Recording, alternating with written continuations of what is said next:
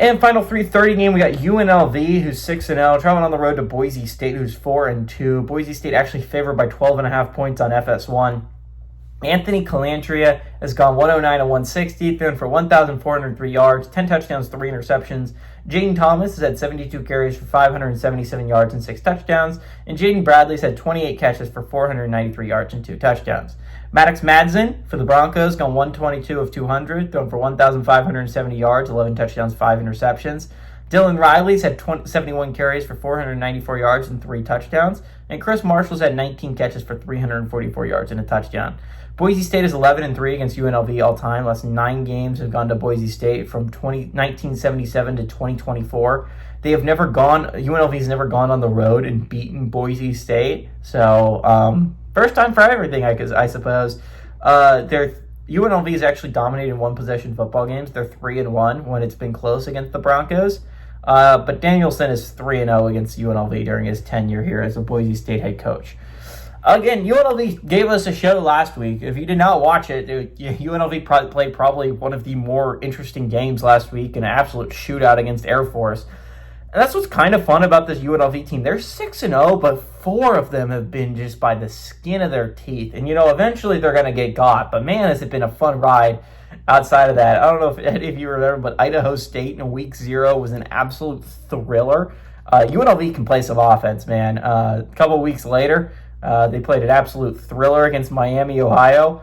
They played a close one against Air Force last week. I mean, it's been fun with UNLV. They've been giving you some great games. I think this is where they fall, though.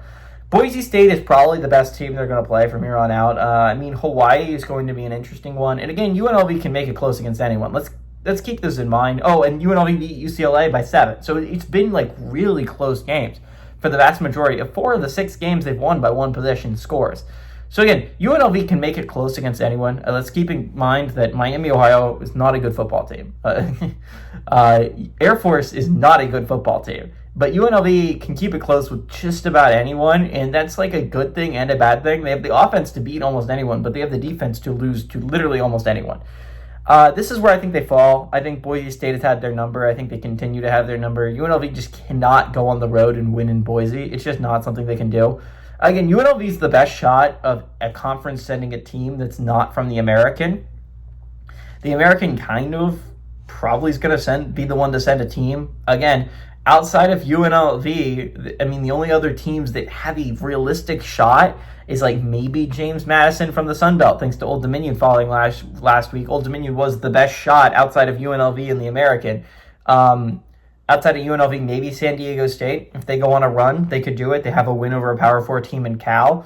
So again, it's going to be really interesting. It's going to be from the American whenever UNLV finds a way to lose a game. Again, technically speaking, UNLV can lose a game and stay in contention if Navy and Memphis both lose. But then again, I think the American's going to win the benefit of the doubt for a 1-loss team. So they would need the champion to be a 2-loss squad for them to have a shot. I think UNLV, this is where they trip up. I like the Broncos to win, but I like the Rebels to keep it close. I think this is the first one they lose, a heartbreaker. Give me the Broncos to win, but I like the Rebels to cover the 12.5 point spread.